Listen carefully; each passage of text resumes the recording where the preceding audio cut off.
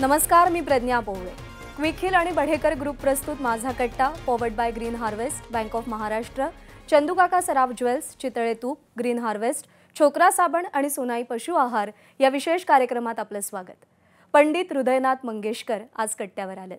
मराठी संगीतसृष्टीला पडलेलं एक सुरेल स्वप्न नव्हे तर स्वप्नील संगीतसृष्टीला प्रयोगशीलतेची जोड देत नवे आयाम देणारे एक क्रांतिकारी संगीतकार. कवितेचा भाव संगीतातून रसिकांसमोर कसा मांडायचा याचं गुपित पंडित हृदयनाथांना अचूक कळलं आणि म्हणूनच नभ उतरू आलं ऐकताना आपलं मन झिम्माड होऊन जातं. केव्हा तरी पहाटेसारखं गाणं ऐकताना अपूर्णत्व सलतं. जीवलगा राहिले रे दूर घर माझे या गाण्यातली आर्तसाद आपल्या जीवाला चटका लावून जाते. गगन सदनमधली प्रासादिकता तर इतकी की त्यातले काही स्वर जरी घरात तरळले तरी संपूर्ण घराचं देवघर होतं. तुझं मागतो मी आता मधली याचना असेल किंवा मग दयाघना का तुटलेची म्हणे घरटे मधला आर्त विलाप असेल. पंडित हृदयनाथांनी कायमच श्रोत्यांना त्या गाण्याच्या भावार्थाशी तादात्म्य पावण्यास भाग पाडलं. महाराष्ट्राच्या संगीत शारदेची लाडकी अपत्य म्हणजे मंगेशकर कुटुंबीय. लता मंगेशकर म्हटलं तर आभाळा एवढं मोठं नाव आणि म्हटलं तर आपल्या घरात रोज मुक्त कंठानं गाणारी आपल्याच जवळची कुणी एक व्यक्ती. पंडित हृदयनाथ मंगेशकरांचं संगीत आणि लता दिदींचे सूर एकरूप होऊन निर्माण झालेल्या प्रत्येक गाण्याला चिरंजीवत्वाचं वरदान लाभलं. पण सांगीतिक प्रवासापलीकडे हृदयनाथ मंगेशकरांनी अनुभवलेल्या लता दिदींच्या आठवणींना आज आपण उजाळा देणार आहोत, मर्मबंधातली ठेव उलगडणार आहोत. आज गणेशोत्सवानिमित्त या विशेष कट्ट्यावर गप्पांमध्ये स्वरांची गुंफण करणार आहेत महाराष्ट्राची गुणी, शांत आणि प्रतिभावान गायिका विभावरी आपटे आणि त्यांच्यासोबत आहेत मनीषा निश्चल. आपण गप्पांना सुरुवात करूया, कट्ट्याला सुरुवात करूया. पंडितजी, जेव्हाही तुम्ही कट्ट्यावर येता किंवा जेव्हाही तुम्ही भेटता तेव्हा एक आनंदाची अशी लहर मनामध्ये निर्माण होते आणि असं कायम वाटत राहिलं की तुमचे इतके अनंत उपकार मराठी माणसांवर, मराठी संस्कृतीवर सुद्धा मी म्हणेन की इतकी उत्तम गाणी आणि इतक्या उत्तम कविता तुमच्यामुळं महाराष्ट्राच्या ओठांवर म्हणजे अगदी सहजपणानं रुंजी घालताना आपल्याला दिसतात. आज खरं तर गणेशोत्सवानिमित्तानं गप्पा मारताना आपल्याकडचा गणेशोत्सव लता दिदींच्या आरतीशिवाय तो ना म्हणजे ते इतकं अविभाज्य असं अंग झालेलं आहे आपल्या गणेशोत्सवाचं. लता दिदींच्याबद्दल आपण बोलणार आहोत, तुमच्या गाण्यांबद्दलही आपण बोलणार आहोत. पण दिदींना जाऊन आता 2 वर्ष झाली आणि अजूनही असं म्हणजे त्यांचं अस्तित्व जे आहे ते आपल्या आयुष्यातलं चिरंतन आहे, ते काही त्यांच्या जाण्यानं जाणार नाही आहे. पण गणेशोत्सव, सुखकर्ताची आरती, लता दिदी या सगळ्याबद्दल तुम्ही काय म्हणजे सुरुवात करताना काय तुम्ही सांगाल, तुमची काय त्याच्याबद्दलची आठवण आहे? जी आरती झाली ती दिदीने सांगितली होती करायला. माझ्या मुलाचा जन्म झाला 71 साली आदिनाथ. आदिनाथची गाडी असं तिने ध्वनी मुद्रिका करायला मला सांगितली होती. पण त्याला खूप लोकांचा विरोध होता कारण ती पारंपरिक आरती आहे, तिची चाल वेगळी आहे, जी सगळ्यांना गाता येते, ही वेगळी चाल आहे. पण विरोधाच्या विरुद्ध जाणं काहीतरी असा हा एक स्वभाव असल्यामुळे तुम्ही केलं. आपण म्हटलं की कट्ट्यावरती मला यायला आवडतं. परंतु कट्टा नाव ऐकल्यानंतर मी नाही सांगितलं होतं, पण आपल्याकडे मी आलो आणि मला आनंद होतो इथं बोलायचा. आज मी काय सांगणार आहे आपल्याला, संगीत असणार त्याच्यामध्ये, पण मुख्य असणार भाग दिदीचा की आता अभिनव अवाग विलासिनी, जे चातुर्यार्थ कला कामिनी म्हणजे काय हे लोकांना माहिती नाही. ते श्री शारदा विश्वमोहिनी लोकांना माहिती, मी तर नावच ठेवलं विश्वमोहिनी. पण जे चातुर्यार्थ कला कामिनी म्हणजे काय तर तो भाग मला आज सांगायचा आहे तुम्हाला. तेवढ्यासाठी मी बापट साहेबांना विनंती केली की हा कार्यक्रम मी वेगळा करतो, गणपती निमित्त करूया, पण दिदीच्या सगळ्या ज्या आठवणी आहेत की ज्या फक्त मला माहिती आहेत. कारण बाबा गेलेत 1942 साली, तर मी 4.5 वर्षाचा आहे, दिदी 12-1 वर्षाची आहे. तर स्मरणशक्ती चांगली असल्यामुळं सगळ्या गोष्टी आठवतात त्यावेळेच्या. बाबांचा मृत्यू आठवतो, त्यांचं गाणं आठवतं, चिजा आठवतात. आणि दिदी जाईस्तोपर्यंत तिच्याबरोबर मी राहिलेला माणूस अगदी एकटा. प्रत्येक ठिकाणी मी होतो. त्या 82 वर्षाचा आमचा लोकांचा सहवास आहे. त्या ज्या खास आठवणी ज्या माझ्याशिवाय अन्य कोणाला माहिती नाहीत, त्या आठवणी लोकांना सांगाव्यात, आपल्याला सांगाव्यात म्हणून मी खास आग्रह करून इथं आलो आहे. नाही म्हणजे दीदींच्या आठवणी जागवताना म्हणजे आता इतक्या वेगवेगळ्या प्रकारच्या आठवणी अर्थातच तुमच्याकडं आहेत. पण आता समजा आत्ता आपण गणेशोत्सवामध्ये आहोत, तर गणेशोत्सवाच्या निमित्त म्हणजे तुमच्या घरचा गणपती आणि हे तर सगळ्यांच्याच काय म्हणूया आपण उत्सुकतेचा आणखीन श्रद्धेचा असं ते स्थान आहे होतं. दीदींना गणेशोत्सवाच्या बद्दलच्या दीदींचं काही आठवणी आहेत? दीदींचा गणेशोत्सव गणपतीची खूप छान करायची दीदी. जेव्हा मी नाना चौकात होतो त्यावेळेला, जेव्हा फ्लॅटमध्ये आम्ही आलो तर त्याला एक सीमित म्हणजे त्याला मर्यादा आली फ्लॅट. पण मग नाना चौकात काय होतं? नाना चौकात खूप मोठा चौक होता म्हणून ते चौकच नाव पडले. तुमचं घर जे होतं ते बघा आता ते तो भाग राहिला नाही. पण एका बाजूला मंदिर होतं, एका बाजूला शंकर शेठ यांची बंगला होता मोठा, ज्यात अनेक लोक राहायचे. त्यात आम्ही पण राहत होतो. तुम्ही शंकर शेटांच्या बंगल्यात राहायचा? हां, शंकर शेटांच्या बंगल्यात राहायचा तुम्ही? अच्छा. तर समोर खूप मोठी जागा होती, तिथं सार्वजनिक गणपती बसायचा. आणि त्या गणपतीत मोहम्मद रफी गायलेले आहेत, मुकेश गायलेले आहेत, सगळे मोठे सिंगर यायचे गायला. विनामूल्य गायचे सगळे. दीदी गायची, आम्ही लहान पोरं गायचे, लहान होतो आम्ही त्यावेळी. आणि दीदी फार चांगला उत्सव करायची तो. पण तो फ्लॅटमध्ये आला तर त्याला लिमिट पडल्यात, छोटा झाला तो. पण दीदीचे खरे जे गणपती आहेत ते 10 दिवसाचे गणपती नाही आहेत. दीदीचे गणपती संगीत आहे, महाराष्ट्र आहे, छत्रपती आहेत, सावरकर आहेत. तो संपूर्ण ती महाराष्ट्राला मध्येच गणपती बघते किंवा गणपतीमध्ये महाराष्ट्र बघते असं म्हणतात हरकत नाही. तर हे जे चातुर्य अर्थ कला कामिनी ही जी एक वेगळी अंग आहे तिचं, ते विलक्षण आहे. जे मला फक्त माहिती आहे की आम्ही या दिदी मला म्हणाली की आपण रायगडला जाऊया. हे मी बोलतोय 56 सालचं, ज्यावेळेला रोपवे वगैरे काही नव्हता. आणि इथं कुणी गेला असेल त्याला कळेल की त्या वेळचं काय आहे. तर पाचाड गावापासून चालत जावं लागायचं. आणि दिदी आपण पाहिलेले आहेत, फार नाजूक बाई होती. पण ती मनाने या सगळ्या गोष्टी करायची. तर ती मी आशाती उषाती सगळे पाचाडपासून मी चालत निघालो आणि वरती पोचलो. म्हणजे माझ्यासारखं म्हणून वरती पोचलो. पण तुम्हाला चालायला फार म्हणजे त्रासदायक झालं असेल त्या पायऱ्या चढणं? मी सगळे खूप गडग बघितलेले आहेत. काय नाही, ह्या अलीकडेच त्रास होत आहे. तर वरती पोचल्यानंतर आम्हाला जाणवलं, म्हणजे माहिती होतं की वरती काहीही नव्हतं. आजच्यासारखं काही व्यवस्था नव्हती. गंगासागर तलाव, त्यात तुला एक खोपटी एक.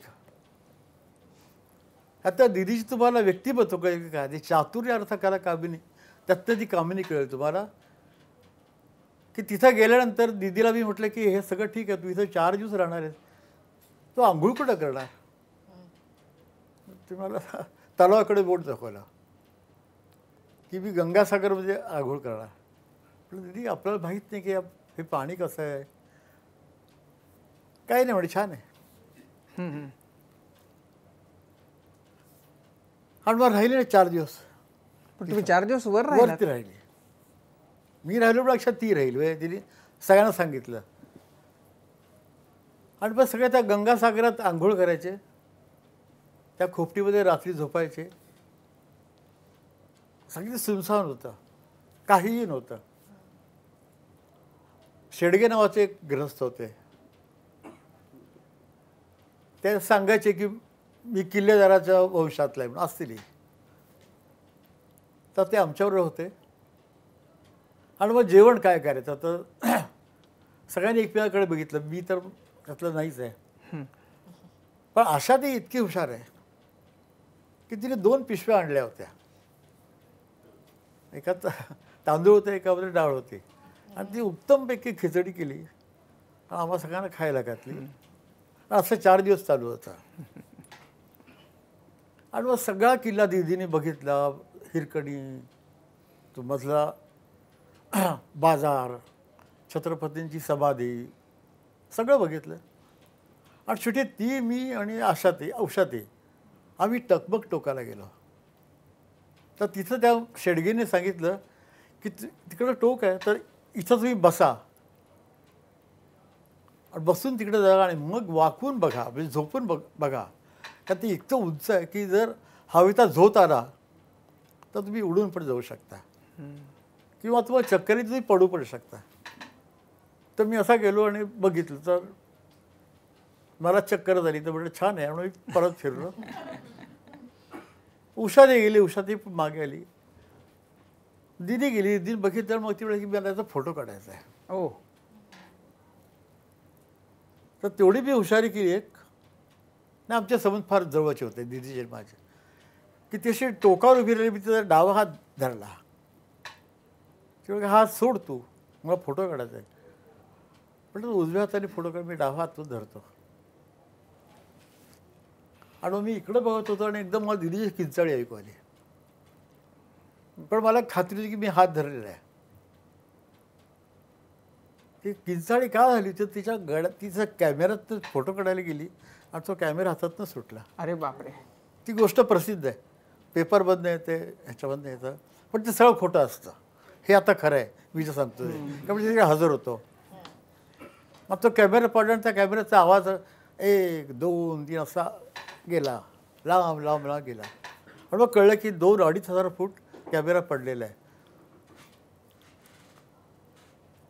तर मी हात, तिने किंचाळी मारली, मी आणि हात घटला जरा. ते चिडली मारते, हात सोड. नाही, तो तिकडं आल्याशिवाय असं.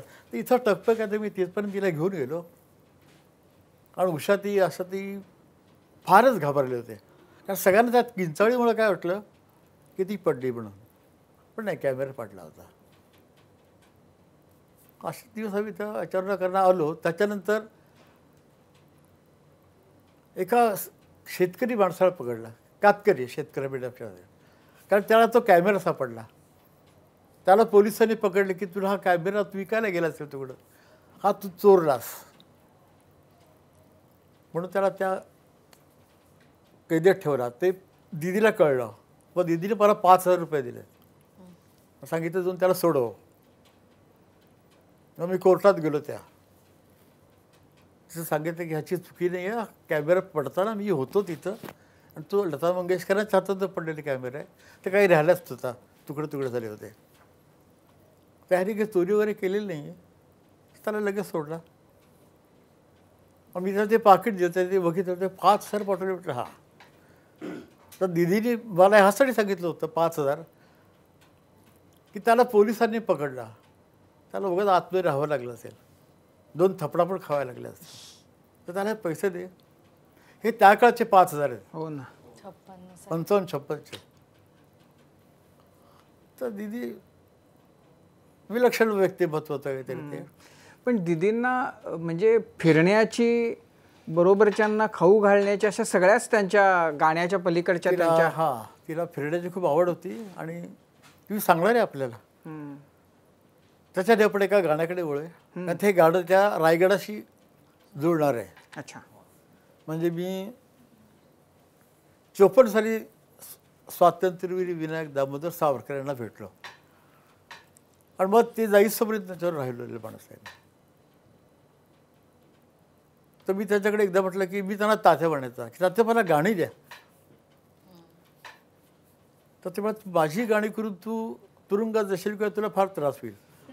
तर तुम्ही आमच्यासाठी आयुष्यभर तुरुंगात राहिलात, आम्ही जाऊ 4-5 दिवस, पण गाडी द्या. मग तरी मला 2 गाणी दिली आहेत. बऱ्याचशा काळाची तरी असं हे केलं होतं. पण मला 2 गाणी दिलीत. पहिलं गाणं दिलं ने मजसी ने परत मातृभूमीला, जे अजूनपर्यंत गाजत आहे. दुसरं गाणं दिलं हे हे हिंदू शक्ती संभूत दीप्ततम तेजा, हे हिंदू तपस्यापूत. ही त्यांनी गोष्ट पण मला सांगितली त्याची, हे गाणं कसं निर्माण झालं ते. आपली इच्छा तिथं सांगतो. सांगू? हो. लोकमान्य टिळकांनी एक प्रतियोगिता ठेवली नाशिकला, की जो मुलगा 15 वर्षाच्या आतला मुलगा जो उत्तम छत्रपतींवरती गाणं लिहिलं त्याला एक पारितोषिक त्या काळचं, म्हणजे नारळ आणि एखादा रुपया वगैरे असं असेल. तर ही बातमी त्या परिसरात पसरली. तेव्हा भगुरून सावरकर चालत चालत निघाले. ते फक्त त्याला 9 वर्षाचे होते, पण ते लहान वाटायचे. आणि कारण मूळची उंची त्यांची कमी होती. आणि ते तिथं पोहोचले. आणि मग सगळ्या मुलांनी छत्रपतीवरची गाणी वाचलीत. तिथं सावरकरांनी गाणं वाचलं की हे हिंदू शक्ती संभूत दीप्ततम तेजा, हे हिंदू तपस्या पूत ईश्वरी ओजा, हे हिंदू श्री सौभाग्यभूतीच्या साजा, हे हिंदू नृसिंहा प्रभू शिवाजी राजा. त्यांना पारितोषिक पहिला हे मिळाला. पण टिळकांना एक शंका आली की इतका लहान मुलगा असं कसं गाणं लिहिलं. संभूत दीप्त वगैरे शब्द कुठे आला कळले. त्याला वडिलांनी गाणं लिहून दिलं असेल किंवा मास्तरांनी किंवा मोठ्या भावाने. म्हणून सगळ्या कार्यक्रमात त्यांनी बोललं की बाळा इकडे, आता मला खरं सांग गाणं कुणी लिहिलं. तर त्यांना तात्यांनी उत्तर दिलं, ते फक्त स्वातंत्र्यविरुद्ध देऊ शकतात उत्तर, की जर ज्ञानेश्वर भावार्थ दीपिका वयाच्या 15व्या वर्षी भावार्थ दीपिका लिहू शकतात तर मी हे गाणं का लिहू नाही शकत. हे त्यांचं उत्तर आहे.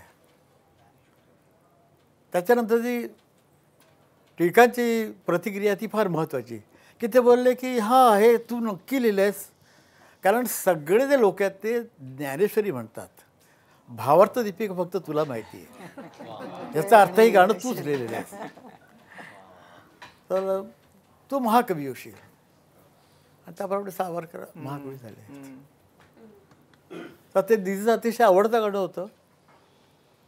आणि मग जेव्हा आम्हाला ती संधी मिळाली शिवकल्याण राजाची, तेव्हा मी त्या मुद्रित केलं होतं. पंडितजी, हे गाणं यातले जे शब्द आहेत प्रत्येक शब्द इतका वजनदार आहे. जेव्हा हे रेकॉर्डिंग तुम्ही करत होता, तुमचं वय तर अगदीच लहान होतं. नाही, ज्याला गाणं ध्वनिमुद्रित केलं तेव्हा दीदी आणि मी खूप मोठे आहोत, म्हणजे आम्ही जवळ वयस्कर होतो. हो. नाही, किती साली झालं हे गाणं? त्याला 50 वर्ष झालीत. अच्छा. माझी 40 उलटलेली. अच्छा, ह्या गाण्याच्या वेळेला. पण मग जेव्हा तुम्हाला त्यांनी दिलं ते गाणं, तेव्हा ही जी चाल आहे, नाही मग काय चाल नाही, त्यांनी मला फक्त काव्य दिलं. ना माझा असा प्रश्न होता की जेव्हा ते दिलं तेव्हा त्याची चाल तुम्ही तेव्हाच लावलीत का, तेव्हा त्याचं गाणं तुम्ही केलं होतं? नाही, ज्याला हा प्रसंग आला शिवकल्याण राजा करायचा त्यावेळी गाणं म्हणजे चाल लावली. पण जेव्हा म्हणजे त्यांनी तात्यासाहेबांनी जेव्हा तुमच्याकडं ही 2 कविता त्यांच्या दिल्या, तेव्हा तुम्ही त्याला चाली ज्या लावल्या त्या त्याच वेळेला लावल्या होत्या? ने मजस्तीने ह्या गाण्याला चाल लावली होती. आणि त्याला चाल लावून मी जे करायला गेलो तर त्यावेळेच्या सरकारने खूपच त्रास दिला. त्याच्यानंतर मग सावरकरांच्या वाटेला मी गेलो नाही, म्हणजे कवी म्हणून, कारण त्याने मला आधीच सांगितलं की तुला त्रास होईल. हा त्रास झालाच त्याचा. जेव्हा हे शिवकल्याण राजा ध्वनिमुद्रिका करायचं ठरवलं त्यावेळी हे गाणं घालण्यात आला. प्रसंग हा नाही कुठल्या या गाण्याला, शिवकल्याण राजामध्ये प्रसंग आहेत प्रत्येक गाण्याला. आणि बाबासाहेब पुरंदरे म्हणाले की आपण याचा कार्यक्रम करूया. तर मी त्यांना तेव्हा सांगितलं, मी म्हणण्यापेक्षा दिदीने सांगितलं जास्ती, की कार्यक्रम उडून जाईल 2 दिवसात, विसरतील लोक, आपण ध्वनिमुद्रिका करूया. आणि मग ती गाणी सगळी निवडण्यात आली. तर त्याच्यामध्ये राम गणेश गडकरी आहेत, म्हणजे गोविंदाग्रज, कुसुमाग्रज आहेत, तुमचे आवडते समर्थ रामदास आहेत, भूषण आहेत, दामोदर सावरकर आहेत, सर्व असे कवी आहेत की जे नाहीच आहेत आता, त्या काळी नव्हते, फक्त कुसुमाग्रज जिवंत होते, बाकी कोणी नव्हतं. तर त्या प्रसंगात तिथे गाणं निवडणं फार अवघड होतं. तर ह्याला काही प्रसंग नव्हता या गाण्याला, पण सावरकरांची इतकी उत्कृष्ट कविता की ती यावीच म्हणून प्रसंग तयार करून घालण्यात आली आणि काही नाही. बाकी सावरकरांचा जन्म झाला, क्षमा करा, छत्रपतीचा जन्म झाला तेव्हा मला फार चांगलं गाणं मिळालं एक, जे नाटकात होतं गाणं. माझे वडील गायचे ते नाटकामध्ये. गुणी बाळ असा जागसी कार्य वाया, निज रे निज शिवराया. फार सुंदर, म्हणजे कविता पण फार सुंदर आहे. त्याची चाल जी जी तुम्ही लावलेली आहे तीच चाल होती? नाही, नाही. ती कशी, ते तुम्हाला आठवतं ते कसे? हो, ती याची वृत्ताची चाल आहे. अच्छा, जी नेमबद्ध सीला लागते. तर त्याच्यावर मला सगळं तारुण्य टीका सहन करण्यातच गेलं, कारण मला नाही पटली ती चाल, वृत्ताची चाल. चाल छान आहे, ती वृत्तासाठी चांगली, पण मला असं ह्याच्यापेक्षा ह्याच्यात कधी करावं. म्हणजे त्याच्यात तो बाहेरच येऊ नये अशी अशी अशा अशा जास्ती होता. पंडितजी, आता गुणी बाळ असं आपण ऐकलं, त्याच अनुषंगाने फक्त एक प्रश्न विचारते की या गाण्याच्या रेकॉर्डिंग वेळी एक किस्सा घडला होता, ते आले रे तुझला बाळ धराया, यावेळी ते नेमकं काय घडलं होतं? दुसरा अंतरा मला आता आठवेल की नाही शंका आहे. ही शांत निजे 12 माळ पेठ, शिवनेरी जुन्नर थेट ना. हो, त्या निजल्याना तशाच घाटाखाली कोकणच्या जौदात आली. तिकडे ते सिद्धी जमाल, तो तिकडे अफजल खान, तो पलीकडे पलीकडे मुलुख मुलुख मैदान. मैदान. हे आले रे बाळा तुझे धराया, असा तो आहे. तर काय झालं की हे ध्वनी मुद्रण होत असताना कोणीला कोणीतरी काही चूक करायचा, कुठं दिदी चुकायची, कुठं फ्लूट, कुठं रिदम, असं होतं रेकॉर्डिंगमध्ये. ते 4-5 चुटलं, दिदी जरा चिडली, कारण ती अशी छान गात होती. ते मला त्यांनी विचारलं की किती वेळ तू करतोस, म्हटलं आपण करूया. मग मी सगळ्यांना सूचना केली की दुरकर जरा सॉफ्ट होता, तुम्ही जरा छान वाजवा, असं करून सूचना केल्या सगळ्यांना. आणि दिदी गायला लागली आणि ते सगळं दुसऱ्या अंतरापर्यंत बरोबर आला. तर त्यावेळेला काय व्हायचं की तो काळ वेगळा आहे, फक्त 50 वर्षापूर्वीचा काळ फार वेगळा आहे. ती नंतर मी गोष्ट सांगितली आपल्याला. तर सगळे जे चांगले कवी असायचे ते गाणं ऐकायला यायचे. असं काही ध्वनिमुद्रिका असली तर, मग हिंदी पण, म्हणजे नरेंद्र शर्मा यायचे, मजरू सुलतानपुरी यायचे, असे सगळे छान कवी यायचे. तर मी असा उभा होतो, दीदी असं गात आली आणि हे आले रे बाळा तुझे धराया असं हे म्हणायला, आणि मजरू सुलतानपुरीने माझ्या खांद्यावर हात ठेवला. तर दीदी एकदम हसली. काय झालं दीदी, हे आले रे बाळा तुझे धराया. आणि ते रेकॉर्डिंग सगळ्या हसण्यातच गेले आणि मग परत रेकॉर्ड झाला.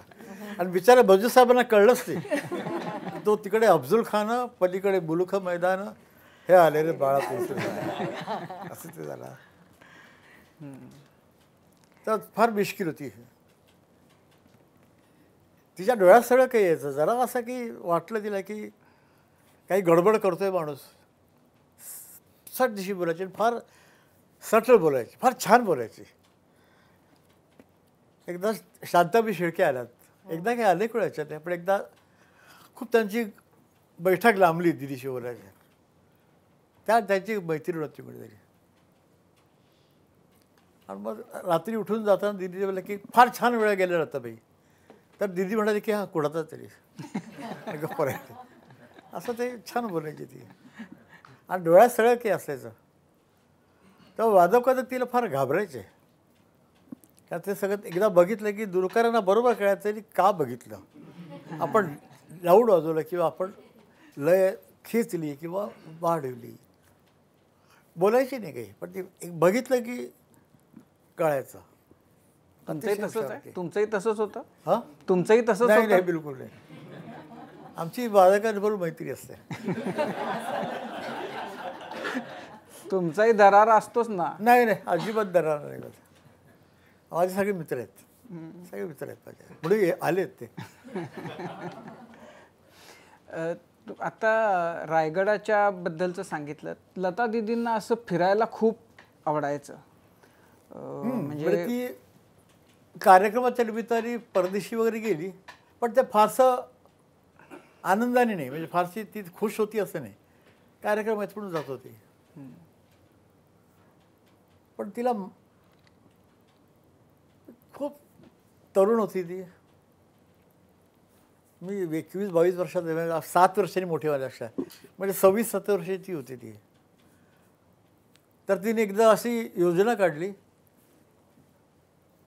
आणि ती मला सांगायची की बाळ, आपण असं करूया की आपण महाराष्ट्र दर्शन करूया. छान कल्पना आहे. तर आपण एका गाडीतनं निघूया आणि मग मी, उषाती, दीदी, मीनाती, असे 4 बायका, एकच मी आणि एक ड्रायव्हर कुदळे नावाचा. आणि इथून आम्ही निघालो मुंबईहून. ती बोलली की हॉटेलमध्ये उतरायचं नाही कुठल्याही. अच्छा. महाराष्ट्र दर्शन करायचं, एखाद्या यात्रेकरूसारखं बघायचं आहे. वारकरी कसे निघतात तसं आपण निघायचं. ठीक आहे म्हटलं. मग जिकडं जायचं तिकडं ते गाडी, ही फार जुनी गोष्ट आहे, त्यामुळे खूप असं थोडंसं चांगलं जंगल असायचं, रस्ते फार खराब असायचे, वाट बरी वगैरे होत असायची. अशा वेळी ती कुठेतरी थांबवायची गाडी रात्री. आणि मग तिकडे मी मोटारी झोपते, मीला उषा मोटारी झोपली, तू त्या झाडाखाली झोप. तर ते कुदळे नावाचे ड्रायव्हर होते, ते झोपले. एकदा ते आले तिकडनं की मी झोपणार नाही, जवळून साप गेला माझ्या. मग ते बा तू झोपशील का? मी झोपेन. मग तू तिकडे झोप, मी जाऊन झोपायचा. हे असं अनेक दिवस झालं. म्हणजे खंडाळ्याचं ते मंदिर आहे गणपतीचं, तिथं आम्ही थांबलो. असं करत करत करत अनेक ठिकाणी तिने मला झाडाखाली झोपवलं, कुठल्या ओढ्यावरती आंघोळ वगैरे केली. एक खरंही वाटणार नाही की लता मंगेशकर, उषा मंगेशकर या ओढ्यावरती आंघोळ करत होत्या आणि मला झाडाखाली झोपत होत्या रात्रीच्या. कोणालाही खरं वाटणार नाही. पण प्रसंग जर, आणि हे जवळजवळ 20-25 दिवस चालू होतं. असं करत करत आम्ही गणपतीला म्हणजे ह्याला पंढरपूरला पोचलो. आणि तिथं मग एका त्या माणसाने ओळखलं की लता मंगेशकर, तर तुम्ही इथं उतरा म्हणून एका धर्मशाळेत उतरवलं. तर ते दीदीला आवड नाही, फार गलिच्छ आहे, आपण कुठेतरी रानात उतरूया. रानात गेलो. तिकडे तिने आंघोळ केली, स्वच्छ झाली, आणि मग आम्ही पंढरपूरला आलो. आणि त्या पायऱ्या चढत चढत चढत दीदी पुढं, उषादी पाठी, त्या पाठी मी वरपर्यंत आलो. आणि तेवढ्यात खूप गर्दी होती. ही ती अजिबात सांगितलेली की मी कोण आहे. लता काय साधी, एकदम साधी साडी, मेकअप तर आयुष्यात तरी कधी गेला नाही. तिला कोणी ओळखलंच नाही की लता मंगेशकर आहे.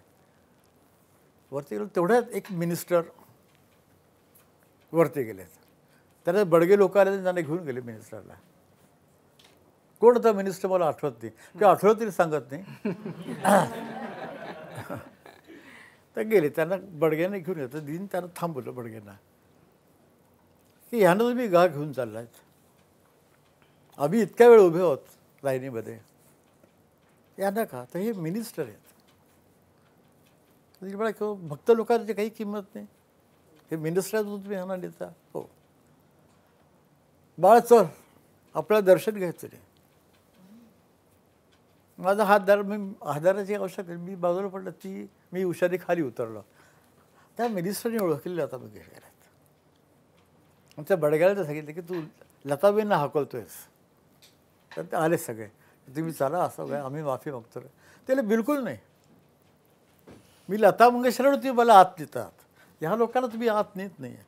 मिनिस्टर आला म्हणून तर मला पांडुरंगाचं दर्शन घ्यायचंच नाही. आणि ती बाहेर पडली. आणि मग ती आयुष्यात परत कधी पंढरपूरला गेली नाही. मी 10-12 वेळा गेलो गायला, पण तिने मला सांगितलं की बाळा, देवळात जायचं नाही. मी अजूनपर्यंत गेलो त्या देवळात. का माझं मंदिर, दिदी राहत होती जागा ते मंदिर आहे. आणि माझ्यासाठी दिदी ही पंढरपुरीचा निळा आहे, लावंड्याचा पुतळा आहे तो. तर मी नाही गेलो कधी पंढरपूरला.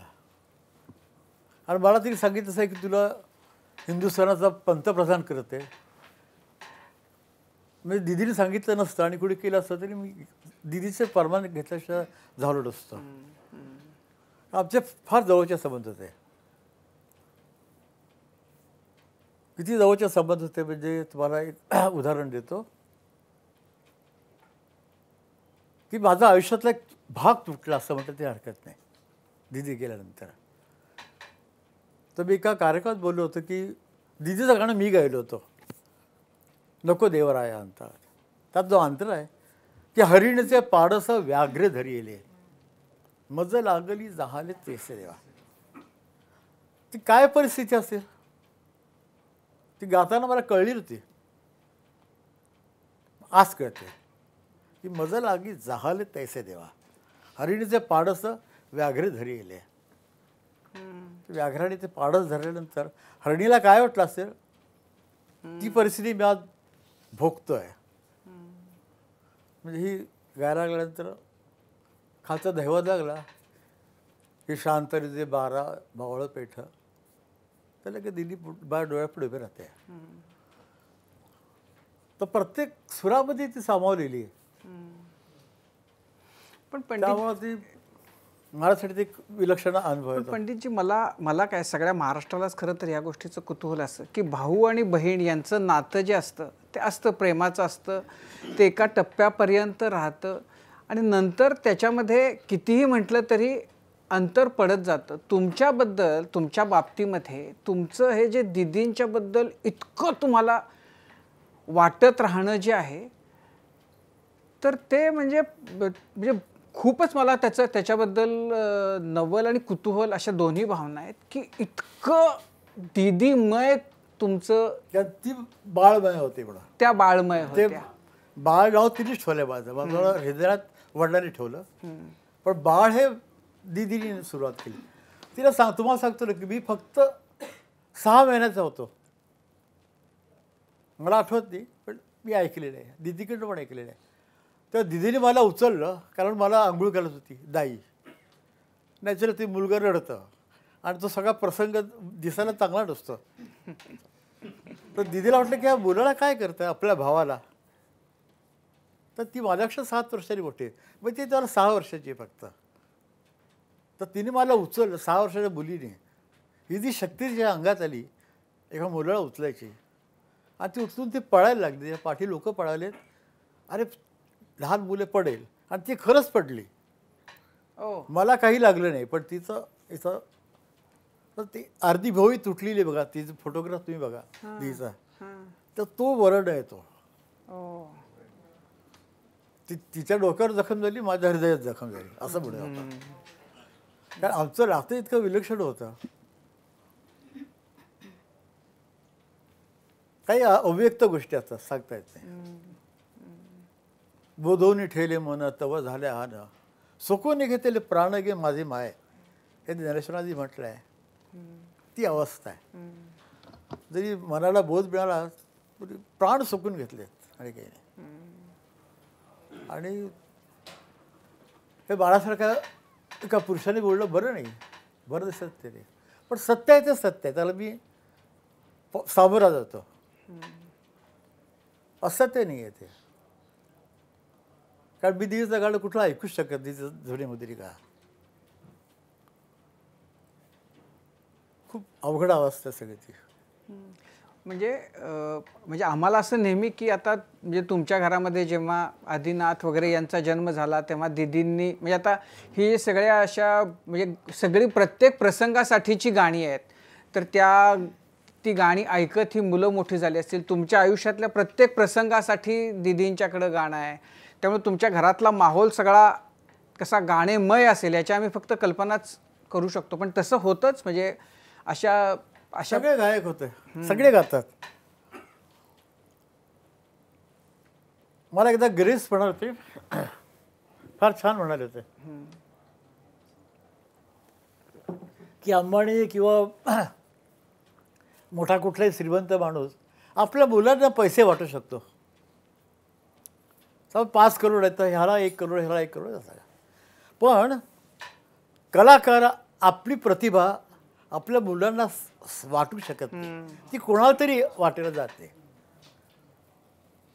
म्हणजे विठ्ठलपंतांची प्रतिभा फक्त ज्ञानेश्वरांना मिळालेली आहे. जरी निवृत्तीनाथ त्यांचे गुरु असले तरी निवृत्तांची कामं तशी नाही आहेत, काव्ये तशी नाही आहेत जी ज्ञानेश्वरांची आहेत. मुक्ताबाईचे गाणे किंवा याचे चांगले कवी आहेत, पण ज्ञानेश्वरांना प्रतिभा मिळाली आहे. ते गाणंच त्याचं काव्यच वेगळं आहे. तसं बाबा आम्हाला गाणं जे वाटलं त्यांनी 5 मुलांना, त्यातलं खरं गाणं फक्त दिदीला वाटलं. बाकीला सगळ्यांना मिळालं थोडं थोडं, सगळ्यांना पंख मिळालेत. पक्ष्यांची घरटी होती ते झाडं तोडले कोणी. एक झाड होतं मास्टर दिनात, वृक्ष होता, तो कोणीतरी तोडला किंवा काळाने तुटला. त्याच्यावरती ती घरटी होती. एक लता मंगेशकर, आशा भोसले, म्हणजे मंगेशकर, मीनाक्षी, आम्ही सगळे पक्षी उडाले आपापल्या पंखाने. पण कोणाला गरुडाचे पंख होते, कोणाला चिमणीचे पंख होते, पण आपापल्यापणे ते उडलेत.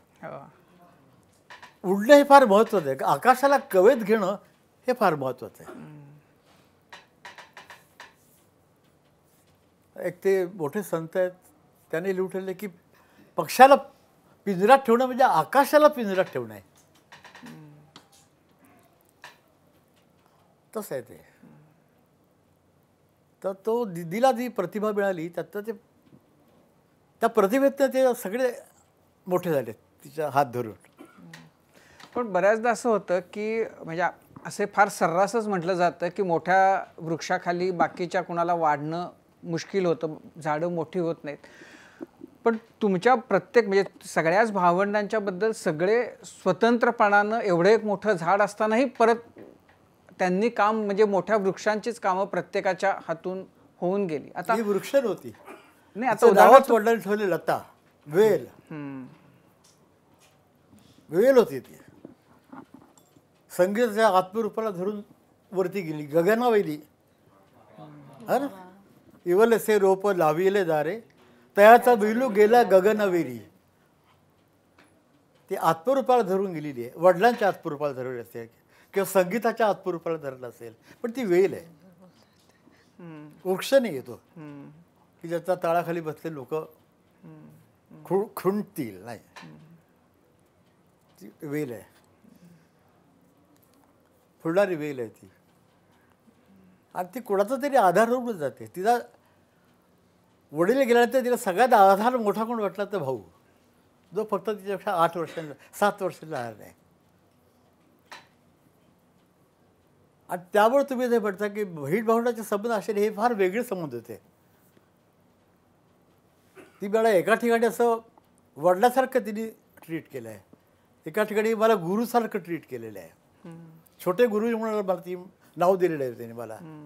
एका ठिकाणी ती बहीण आहे, एका ठिकाणी ती आई आहे, एका ठिकाणी ती शासक आहे, सांभाळणारी पण आहे. अशा सगळ्या भूमिकातनं मी आणि ती गेल्यामुळे हे संबंध निर्माण झालेले आहेत. आणि त्यातलं काय झालं की त्यातलं वाईट काही झालेलं नाही आहे. माझं वय असं आता की आज आणि उद्या आहे नाही असं आहे. काही फार तरुण माणूस नाही आहे मी, त्याला माझ्या याला काही महत्त्व नाही आहे. यातनं एकच गोष्ट निर्माण होते की ज्या दिदीच्या गोष्टी तुम्ही ऐकलेल्या नाही आहेत त्या तुम्हाला ऐकायला मिळतील माझ्यामुळं. आणि एखादा माझ्या प्रतिभेला वेगळा अंकुर फुटू शकतो, सांगता येत नाही काही. तर हे आत्ता निर्माण झालेली गोष्ट आहे. पण म्हणजे दीदी तुम्ही फक्त महाराष्ट्र नाही, तुम्ही भारतभर पण, म्हणजे तुम्ही चंबळला पण गेला होतात ना, ते काय असेच फिरायला गेला होतात? नाही, ते दीदींनी कल्पना काढली. त्याला रूपा, मानसिंग अशी डाकूंची खूप चित्र पेपरला यायच्या बातम्या, सुभेदार सिंग असे की नावं ते पाठ आहेत नावं ती. रतन सिंग वगैरे. तर दिदी म्हणाले की त्या डाकूंना बघूया ना आपण. अरे बापरे. तर कसं बघणार, त्यांना कुठनं आणणार. आपण चबळखोऱ्यात जाऊया. आम्ही आमची मावशी येणार यायची इंदोरला, तर तिच्याकडे आम्ही राहिलो. दिदी 2 दिवस छान राहिली वगैरे. तर रात्री 8 वाजता बोलली चला आपण चंबळला जाऊया. पण मी उषाती एक ड्रायव्हर फक्त. आणि इंदोरहून रात्री गाडी निघाली आणि चंबळच्या खोऱ्यामध्ये गेली तर रात्रीचे 11:30-12 वाजले होते.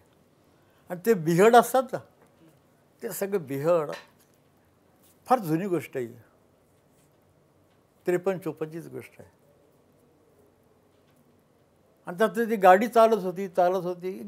कोणी नाही रस्त्यावरती, काही घर नाही, काही नाही. चालत होती. तो जो आमचा जयसी नावाचा ड्रायव्हर होता, तो चक्क थरथरत होता चालवताना. आणि चालता ती गाडी एका ठिकाणी थांबली. कारण का, त्या रस्ता बंद होता. आणि मी पुढं बसलो होतो. मी डोक्याला हात लावले की हा रस्ता बंद आहे.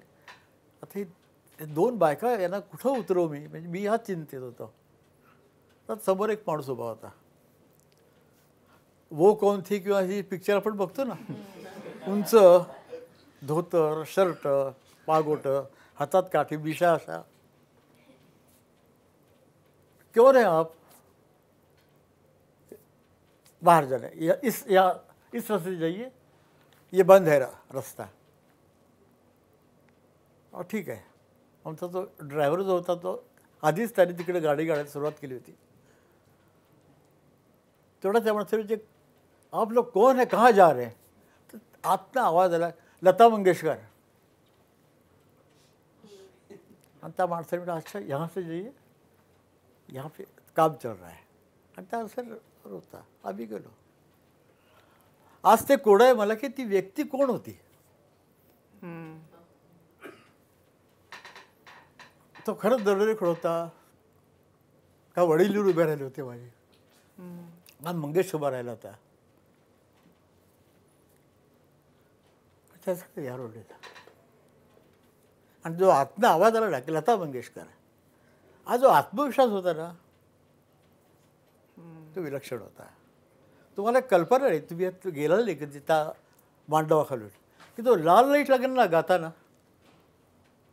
किती मोठा सिंगर असो, लाल लाईट लागला की त्याचं अवसान नष्ट होतं. लाईट असतो तो लाईट.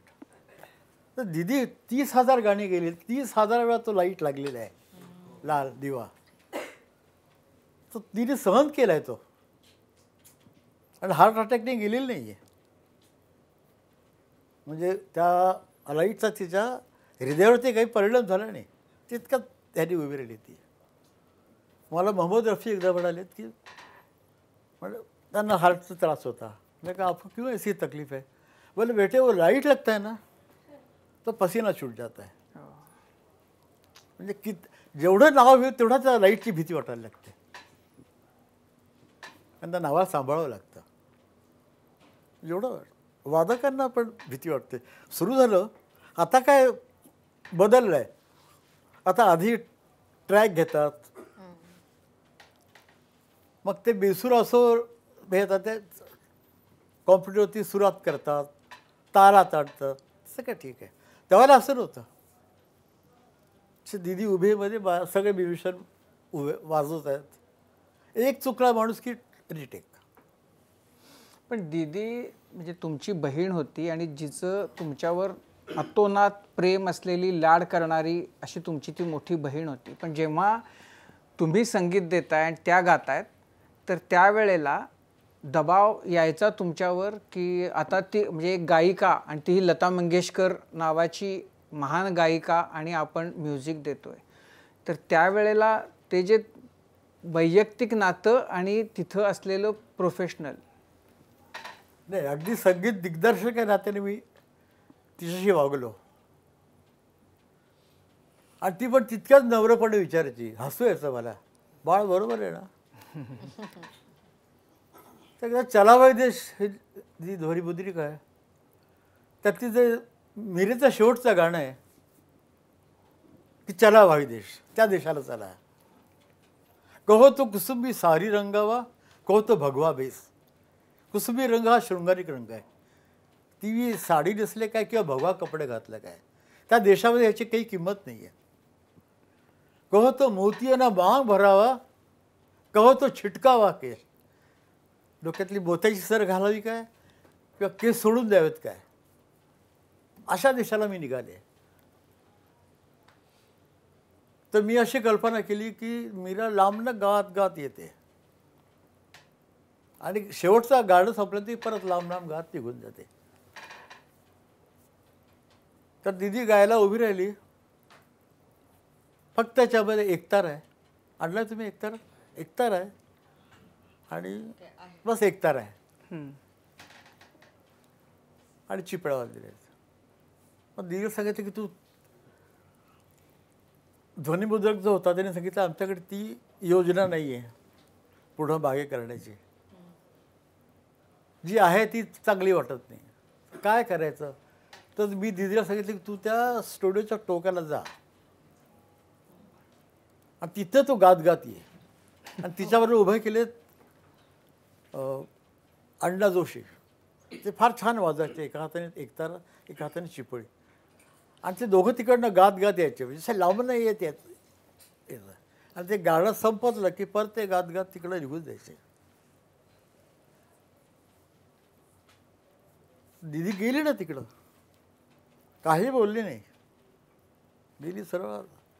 अण्णा जोशी गेलेत, लांब ना गात गात जवळ आलेत आणि गात परत गेले तिकडं. दोनदा असं झालं.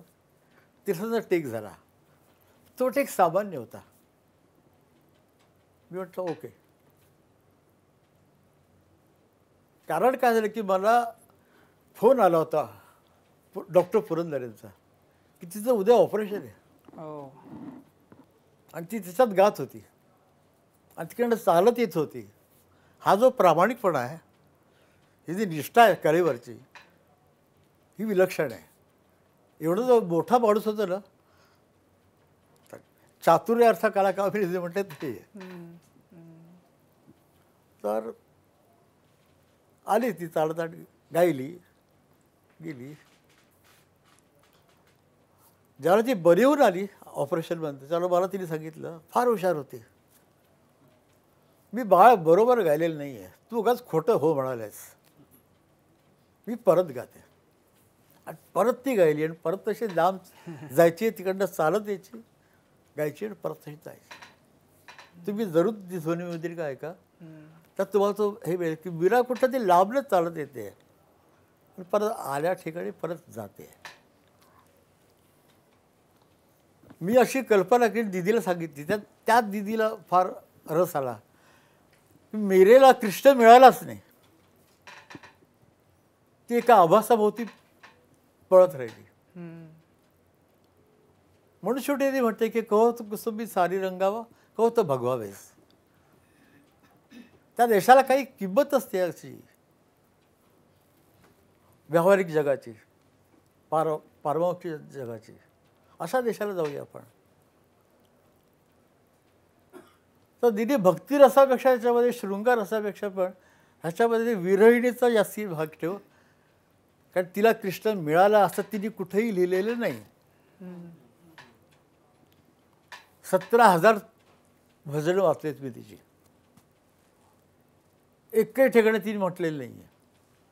एका ठिकाणी उलटी असं म्हणते, कृष्ण कहाणी कवी मन रचना. म्हणजे कृष्णाची कहाणी आहे ती कवीच्या मनाची रचना आहे. कुठंही नाही म्हटलंय, माई माणूस स्वप्नावा परणारे दिरनात. मी लग्न केलं पण स्वप्नात. स्वप्ना बागाया हात, स्वप्ना पाया सुहाग. पण स्वप्नात झालंय सगळं, प्रत्यक्ष झालंय का तर नाही. तर ते दीदीला फार भावलं आणि त्यामुळे तिच्या गाण्यात तो शृंगार रस पण नाही आहे, भक्तिरस पण नाही आहे, फक्त विरह रस आहे. आणि त्यामुळे ते उत्कट झाली. त्यामुळे ती अंगावर गाणी येतात. पंडितजी, म्हणजे जेव्हा दीदींच्या बरोबर तुम्ही काम करत होतात, म्हणजे अनेक गाणी अशी आहेत की जी दीदींच्या ऐवजी तुम्ही इतर गायकांकडून गाऊन घेतलीत. असं का झालं? म्हणजे काही वेळेला तुम्हाला अशा विशिष्ट गाण्यांना, ह्या गाण्याला दीदींच्या ऐवजी काही वेळेला किशोरीताई आहेत, काही वेळेला आशाताई आहेत, कधी म्हणजे काय विचार याच्यामध्ये सांगितलं. संगीतकार काय विचार करतो जेव्हा एक, म्हणजे खास करून जेव्हा भावगीतं आहेत हो. त्यावेळेला संगीतकार काय विचार करतो की कुणाकडून गाऊन घ्यायचं? हां, खूप असे गाणे, जशी हे गाणं आहे चला भाई देश, हे दिदीकडेच घेतलं पाहिजे आणि कुठे त्या प्रांतात प्रवेश करू नये असं मला वाटतं. बाकी नाट्यसंगीताच्या जवळ गाणारी गाणी ज्याच्यात ताना वगैरे आहेत त्या अशा ती फार छान गाते. पण असं भावनेला हात घालणारं गाणं मला असं वाटतं की मी तर भारावलोच, पण तुम्ही पण भारावलात, है ना? का नाही त्यातलं तुम्ही साधे, तुमचा कार्यक्रम आहे तरी तुम्हाला काहीतरी वाटलं, तुमच्या डोळ्यात पण ते आलं, तर ही शक्ती तिच्या गाण्यात आहे. तिचं ती गात नाही, तिचं गाणं विभावरे गाली तरी तुम्हाला असं ते काहीतरी तुम्ही त्यात गेलात. मग प्रत्यक्ष दिदी इथं गाली असती तर तुमची वेगळी अवस्था झाली असती. तर अशी जी गाणी आहेत ती दिदीकडे दिली आहे. ज्या गाण्यात शब्दाला प्राधान्य किंवा म्हणजे गझल वगैरे आहे त्या अशा दिला. किशोर आंबेडकरांना असं की ते बंदिशीच त्यांना दिल्या होत्या. ओळख होती तेवढ्याला मला गायचं, बंदिशी दिल्या होत्या. पण माझ्या मनातली गाणी दिदीला दिलीत. मीरा, ज्ञानेश्वर, अवचिता परिमळू. मग प्रसंगच होतो काय झालं की मी सगळे ज्ञानेश्वराचं ध्वनिमुद्रण केलं आणि मला शंकर वैद्यचं एक पत्र आलं की अवचिता परिमळू झुळकाला आवळू माळू, मी म्हणे गोपाळू आला गे माय, इतक्या चांगल्या विरणीकडे तुमचं का दुर्लक्ष झालं. तर मी त्यांना फोन केला, म्हटलं तुम्ही घरी या आणि आपल्याला चाल लावूया आणि मला हे तुम्ही समजावून सांगा. मग अळूमळू शब्दापासून तर झुळकल्यापासून तर परिमळ म्हणजे काय चर्चा झाली सगळी. मी ते गाणं लिहून घेतलं त्यांच्याकडनं, ते गेलेत. आणि काय होतं की एक असे गोष्ट घडलेली आहे की अल्लादिया खासाहेब गायला बसले, इकडं भुर्जी खासाहेब बसले, इकडं त्यांचा दुसरा मुलगा बसला आणि त्याने 2 तंबोरे फार छान सुरात मिळवले आणि ते तंबोरे वाजायला लागले. वाजता असं एक वलय तयार झालं, एक पडदा तयार झाला. तर अल्लादिया खासाहेब गाईच नात, ही सत्य घटना आहे. तर कुठेतरी विचारलं की तुम्ही खासाहेब आप गा नाही क्यों रे? तर त्यांनी उत्तर दिलं की मी हा पडदा बाजूला सावरू कसा, या सुराच्या साम्राज्यात मी पाऊल टाकू कसा. तर असे प्रसंग माझ्यावर येतात. म्हणजे ज्ञानेश्वराचं हे अतिशय उत्कृष्ट गाणं, गाणवड्याचे विराणे, पण आळूमाळूच आहे, नाजूक नाजूकच आहे सगळं, सुंदर आहे सगळं. तर मला कळेल की याला काय घाला, म्हणजे धाडस होईल की त्याला चाल लावायची. आणि 2-3 महिने गेले असतील. आणि एकदा मी आमच्याकडं एक मोठा विवेकानंदाची मोठी तस्वीर आहे, तर धूळ ती मी ते पुसत होतो आणि मला वडिलांची एकदम बंदिश आठवली. आणि मग मी ते गाणं, ती बंदिश आणि ते हे गात गात गात गात ते सगळं हे पुसलं, मुखडा तयार झाला. मग अंतरे करायला बसतात, अंतरे होईच राहत. पण ते महावीर ऐकलं नाव आपण, के महावीर फार मोठे गायक होते, ते समोरून बसले माझ्या. क्यों बहुत परेशान लग रहे हृदयनाथ जी. मैंने कहा परेशानी ये है कि मुखड़ा तो बन गया, इसलिए कि मेरे पिताजी की बंदिशी है, वो अंतरे नहीं बन रहे, तो लाओ मेरे को लिख के दो, मैं बनाता हूँ. तर मी त्यांना लिहून दिले. तरी अक्षरशः 2 मिनिटात ते अंतरे तयार केलेत. गाणं तयार झालं, दीदीने त्याची रिहर्सल केली. रिकॉर्डिंगला आम्ही उभे राहिलो तर हरी 84 आले होते. त्याला गाना बहुत अच्छा है, इस राग को मैं जानता हूँ, आप मेरे को म्युझिक में दीजिए मैं बजाता हूँ. मग शेवटी मी गाणं झालं असा विचार केला, मग मी याच्यात केलं काय. वडिलांची बंदिश, महावीरजीची अंतरी आणि हरिचरण स्वतः वाजवलं. पण माझी भूमिका याच्यामध्ये माध्यमाची आहे. मला ते आठवली बंदिश. महावीरजींना मी विनंती केली आणि हरिप्रसादजींना सांगितलं अच्छा आपको अच्छा लगता है. ते माध्यम होणं पण एक महत्त्वाचं असतं. पंडितजी, तुम्ही आणि लता मंगेशकर, लता दिदी यांच्याबद्दल जेवढं बोलावं तेवढं कमी आहे. कारण का तुम्ही दोघांनी ज्ञानेश्वरांच्या वाणीतलं ओज आमच्यापर्यंत पोहोचवलं, स्वातंत्र्यवीरांच्या लेखणीतलं तेज आम्हाला दाखवलं, तुम्ही ग्रेसांच्या कवितेतली जटिलता सोपी करून दाखवलीत, सुरेश भटांसारखं वादळही आम्हाला अनुभवायला दिलं आणि आरती प्रभूंच्या स्वप्नील कल्पना गोंजारत गोंजारत आमच्यापर्यंत पोहोचवल्यात. खरं तर सांगण्यासारखं खूप आहे तुमच्याकडे आणि आमच्याकडे ऐकण्यासारखं खूप आहे. जीवाचे कान करून तुमचा प्रत्येक शब्द ऐकावासा वाटतोय आणि त्यामुळे या गप्पा पुढच्या भागातही ही अशाच सुरू राहणार आहेत.